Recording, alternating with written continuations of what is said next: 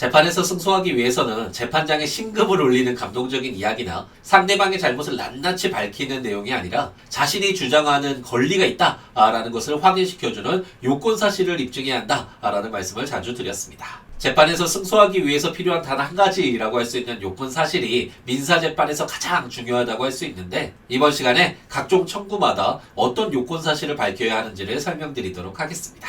민사재판 중에 가장 많은 사건이 대여금 반환 청구라고 할 수 있습니다.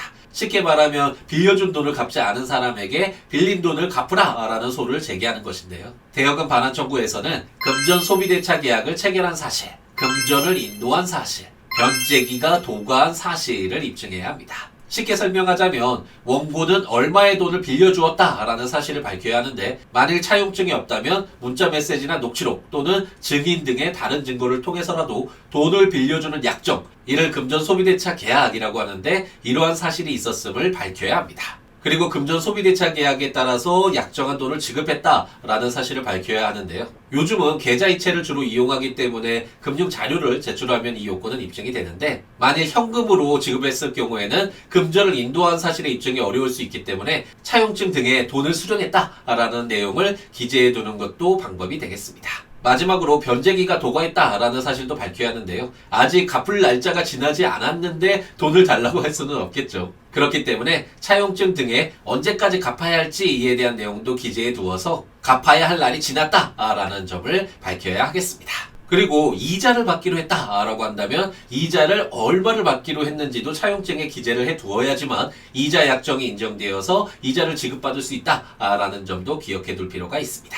요즘 전세 사기가 사회적으로 큰 문제가 되고 있는데요. 건물을 사용하는 대가로 월 임료를 지급하는 것이 아니라 건물 매매가에 근접하는 목돈을 지급하는, 다른 국가에서는 보기 힘든 독특한 제도이기 때문인데, 앞으로는 통상 우리가 월세라고 불리는 형태로 전환되지 않을까 싶습니다. 참고로 우리가 일상에서 전세와 임대차를 다소 혼용해서 사용하고 있는데, 법률적으로는 전세는 반드시 등기를 해야 되는 물건이고, 임대차는 당사자 간의 채권 계약이기 때문에 다르다라는 점을 알아둘 필요가 있습니다. 어쨌든 임대차 보증금을 지급받지 못했을 때 소를 제기해서 돌려받아야 되는데, 임대차 반환 청구 소송에서 필요한 요건 사실은 임대차 계약을 체결한 사실, 임대차 보증금을 지급한 사실, 임대차가 종료된 사실입니다. 따라서 소장에서 임대차 계약서를 통해서 임대차 계약이 체결됐다라는 사실을 밝히고, 금융 거래 내역을 통해서 임대차 보증금이 지급된 사실을 밝히는 것이 필요하겠죠. 그리고 임대차 계약서에 기재되어 있는 임대기간이 종료되었다라는 점도 요건 사실에 해당되는데, 다만 임대인이 임대차 보증금을 지급하지 못한 것이 명확하다라는 특별한 사정이 있을 경우에는 장래 이행의 소라는 것을 통해서 미리 소를 제기할 수 있다는 점도 알아두면 좋겠습니다.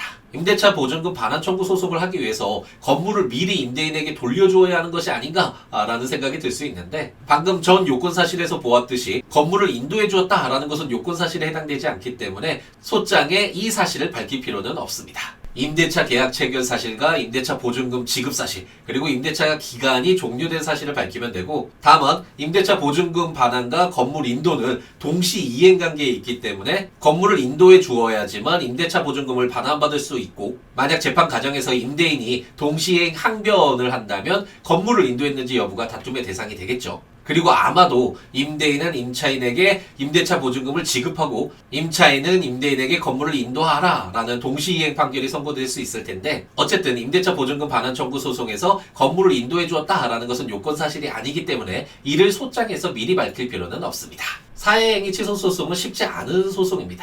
예를 들어서 갑돌이에게 채무가 있는 을돌이가 자신의 유일한 재산인 아파트를 병돌이에게 매각했고, 이후에 병돌이가 정돌이에게 다시 팔았다라고 가정을 해보죠. 이럴 경우에 갑자기 갑돌이가 을돌이와 병돌이 사이의 매매 계약을 취소시켜서 아파트의 소유권을 을돌이에게 되돌린다면 정돌이에게 큰 피해가 발생하겠죠. 이처럼 사회 경제적으로 큰 혼란이 발생할 수 있기 때문에 사회행위 취소 소송은 엄격한 요건에서 인정이 되는데, 원고가 승소하기 위해서는 피보전 채권의 발생 사실, 채무자의 사회행위, 채무자의 사회 의사를 요건 사실로 입증해야 합니다. 갑돌이가 을돌이에게 당연히 채권이 있을 것이기 때문에 피보전 채권은 상대적으로 쉽게 입증이 되고 사해 행위가 인정된다면 을돌이의 사해 의사도 추정이 되기 때문에 사해 행위 취소 소송에서 가장 중요한 것은 사해 행위를 입증하는 것인데요. 사해 행위라는 것은 채무자가 자신의 재산을 감소시켜서 채권자가 자신의 채권을 반환받지 못하도록 하는 행위를 말하는데요. 사해 행위를 입증하기 위해서는 채무자가 무자력 상태에서,